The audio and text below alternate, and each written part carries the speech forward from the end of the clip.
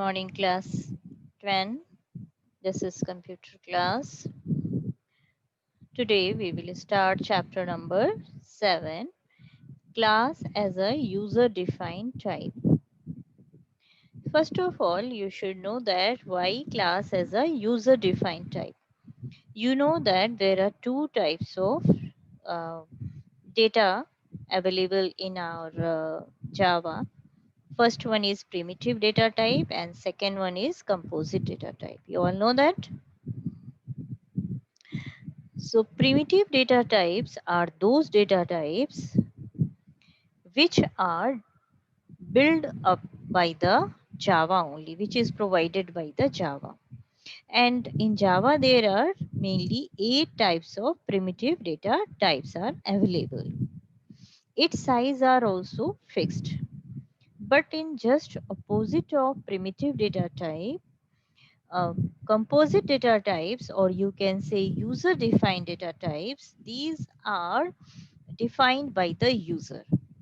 These are defined by the user. Just for example, class. How you can say that class is user defined type? Because in a class, you know that class is a combination of member data and member methods. So in your class, you, according to your requirement, you can include various types of primitive data types. Suppose if you have to add 3 numbers. If all are of integer types, then your member data will be 3 and all 3 will be of integer type. Or it can be possible that your member data, among these 3 member data, one is of integer, one is of float data type, and third one is of double data type. So it depends upon your requirements. It depends upon the user requirement. So user will define which type of member data he want in his program, in his class. So that's why it is known as member user defined type. Like the member data, also member method, it also depends upon the user's requirement. Do you want to add these numbers only, or you want to add or subtract also? So you want two methods, one for addition and one for subtraction. If you want to multiply also those numbers, then you want here 3 member methods. So according to your requirement, you can define your class. So that's why it is known as, class is known as user defined type. And also it is known as composite type. Why it is composite type? Because in a class, all the class, you can say that all the member data are based on the primitive data types. Means it is the combination of various type of primitive data types variables, combination of various types of member data. So that's why it is known as composite type. So the data types which are based on primitive types are known as composite data types. Example, class, because within a class you can include various types of primitive data types. It can be the combination of only integer data types or only of double data types, or it can be the combination of uh, integer, float, double, char, string. These all types of member data can be included within a class. So that's why you can say that class is an example of composite or user defined type. Here I have taken one variable num. It is of which type? Integer type. Now I will create the object. How you can create the object? I think you remember the syntax. First of all, we are writing the class name. My class name is student. Then sd1, this is the object name, equal to new. New is the keyword to allocate the memory for the class. But what is the class name? Student.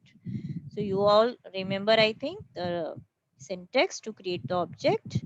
Class name, object name equal to new class name, and then this parenthesis we have to show here. So SD1 is belongs to user defined type, And user defined type means it belongs to the class student. Means this object is belongs to the class student. If I will talk about the object SD1, SD1 is the object, but object of whom? Object of class student. And student is a composite type. SD1 is an object and it is the object of class, and this class is itself a composite type. Okay, and this class can include various types of primitive types of member method, member data. Okay, so it will allocate, this object will allocate the memory for all those member data which are available within the class student.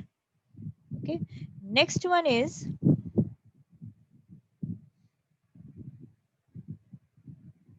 we will see that what is the difference between primitive data type and composite data type. Primitive data types are built-in data types, but composite data types are user-defined data type, because according to his requirement, users are defining composite data type like the class. There are 8 predefined primitives are available in Java.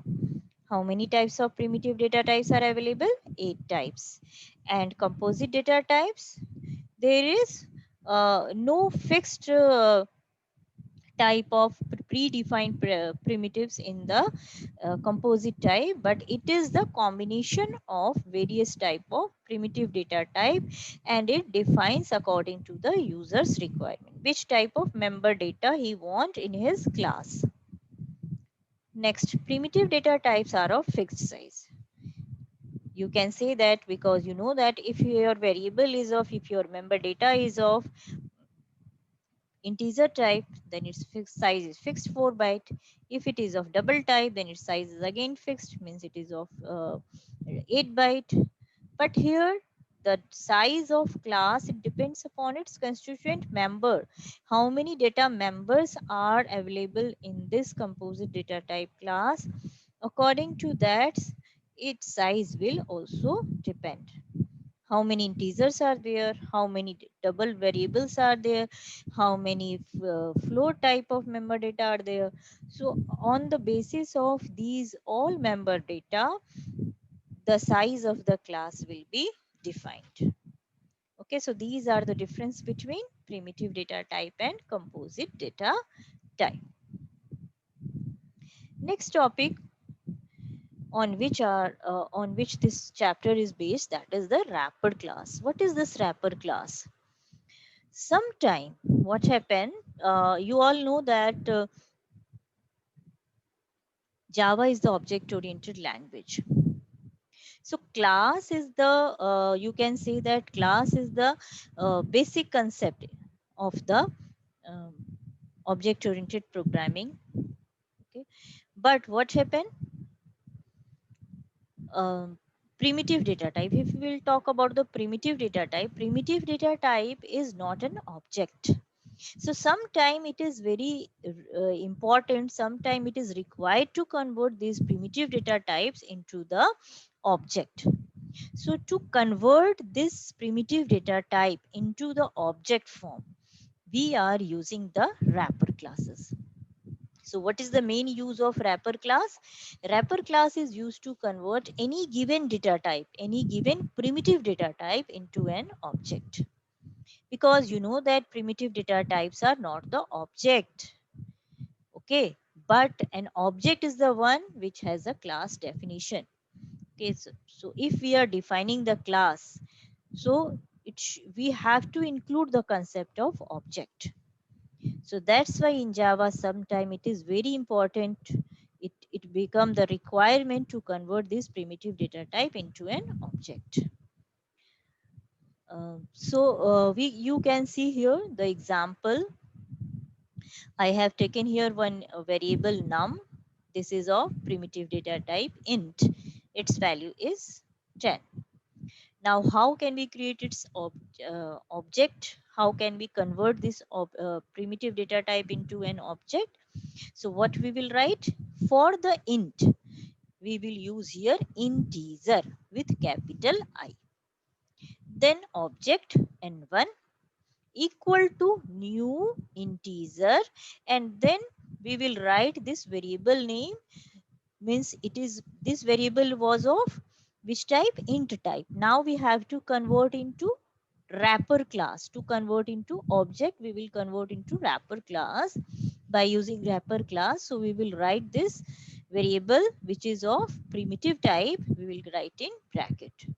So how I have written, wrapper class, object name, first we were writing a class name, so in the same way wrapper class, object name equal to new class name. What is the class name? Wrapper class name integer. And here we will pass the parameters to which we convert into the form of object num. Okay.